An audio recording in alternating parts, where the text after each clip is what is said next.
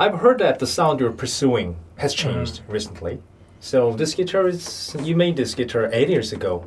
Yes. Yeah. Wow. So recently, what is the biggest change? It's a good question. I'd say that the sound that I'm after has changed over the years. Yeah. And that when I very first started, I wanted to build a very contemporary, modern sound.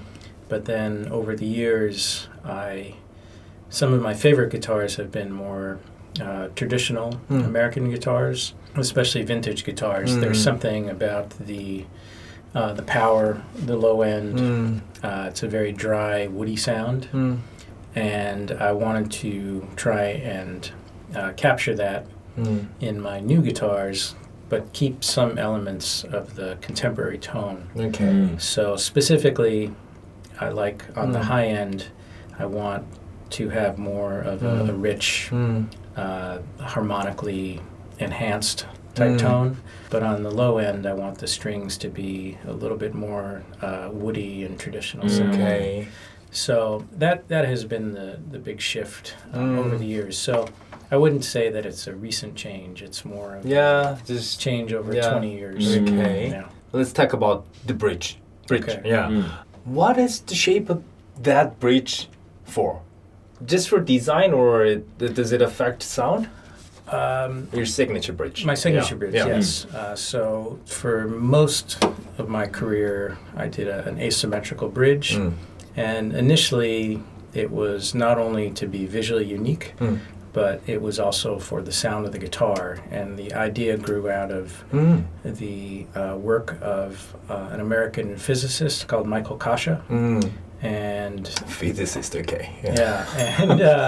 and he worked with several guitar builders. He wasn't a guitar builder himself, but he partnered with some very famous American guitar builders like Richard Schneider, Steve Klein, and idea of the asymmetrical bridge was to bring in one Kasha idea, which has to do with what we call impedance matching. So the wavelengths on the low notes or the bass side of the bridge are longer. So you have a bigger footprint on the bridge. And on the treble side, it's much shorter. It's doing this. That's right. So you have a shorter footprint. And so that kind of guided the design.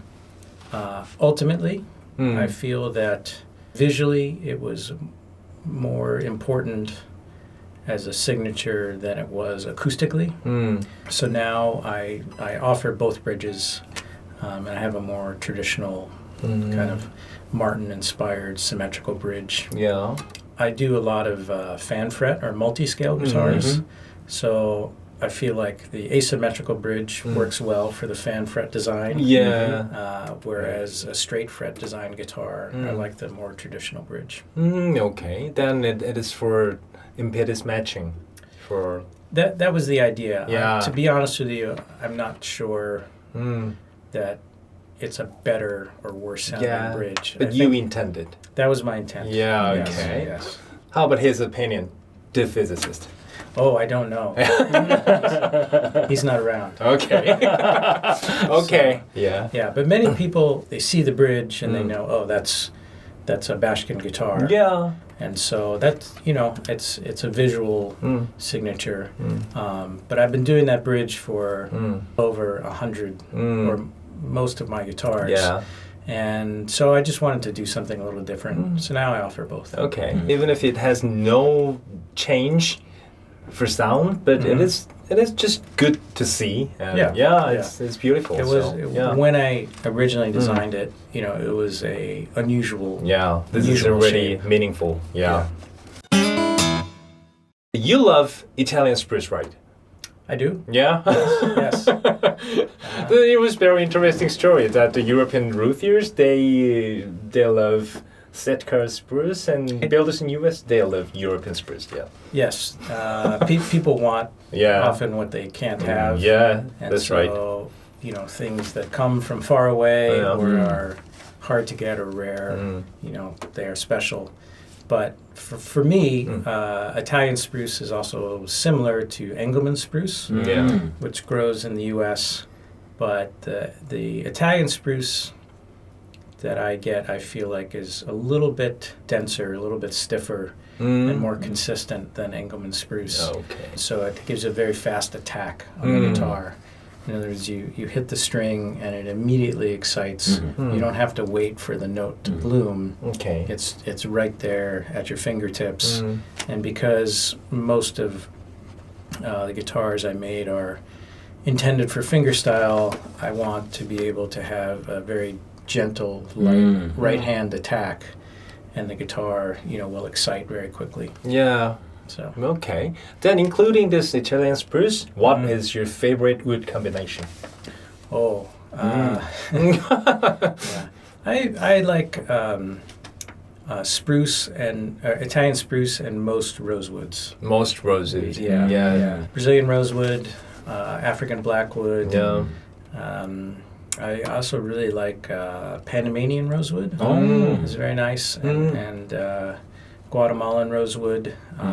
Guatemala. Yeah. So sometimes they can be a little bit hard to identify, but kind of the medium density rosewoods. Those are the ones that I really like. Yeah, you also use Cocobolo from. I have Yeah. I have used Cocobolo. The guitar that I bought to Japan was Cocobolo. Yeah. That's right. And all kinds of rosewood and just Italian spruce, right? No, there are other spruces that I like. Well, okay. Yeah. But I think for me, for fingerstyle, Italian spruce, the Italian spruce is the same species as like German spruce or Swiss spruce. It's just the different regions that it grows in. So I've really also like the Swiss and German spruce as well. So, Okay. Yeah.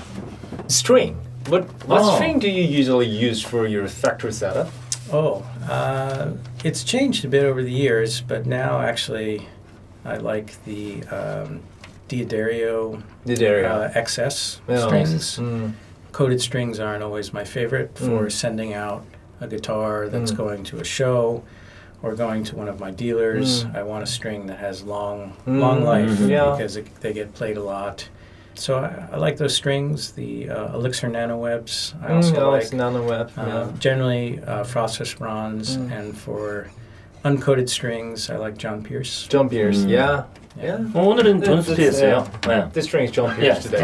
This string. Okay. Yeah, D'Addario, Elixir, John Pierce. Yeah. It's common.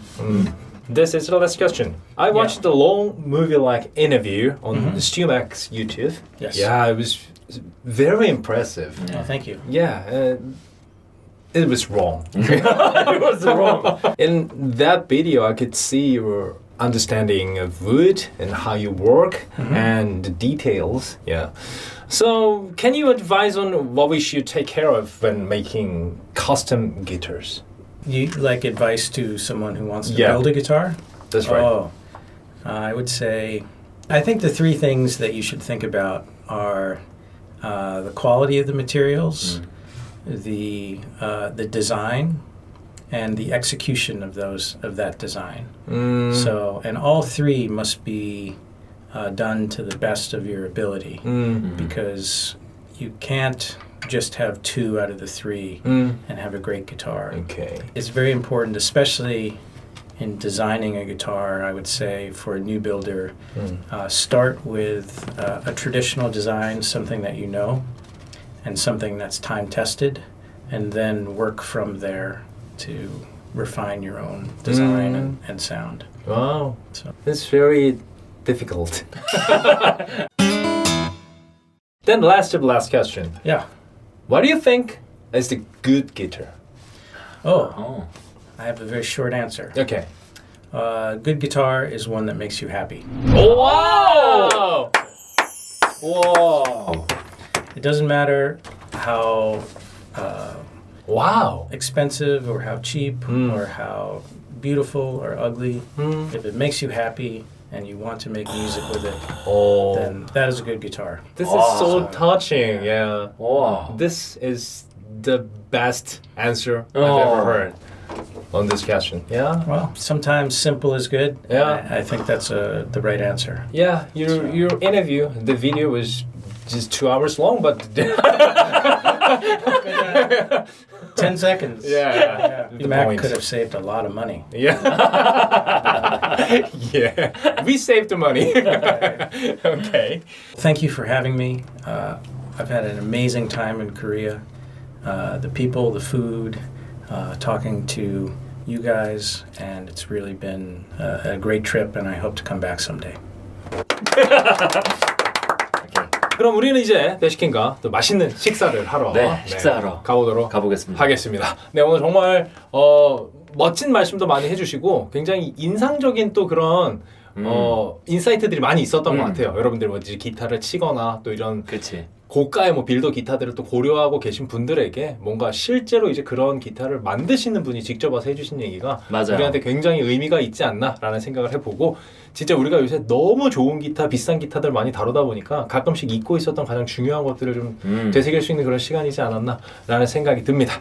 네, 오늘 너무너무 멋진 인터뷰 해주신 배시킨에게 다시 한번 감사를 드리면서 네, 그럼 마지막으로 one more time. It's our closing time. Okay. Yeah. Korean acoustic guys. Keg. Thank you. Thank you.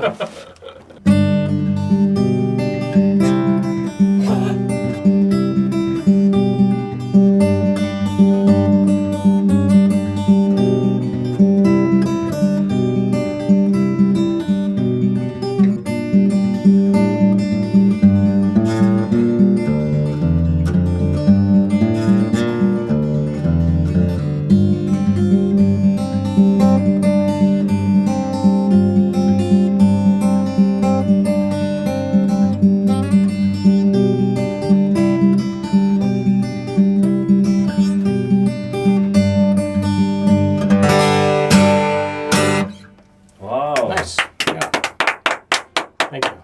Wow. Bashkin plays bashkin, yeah. I hope the owner is happy.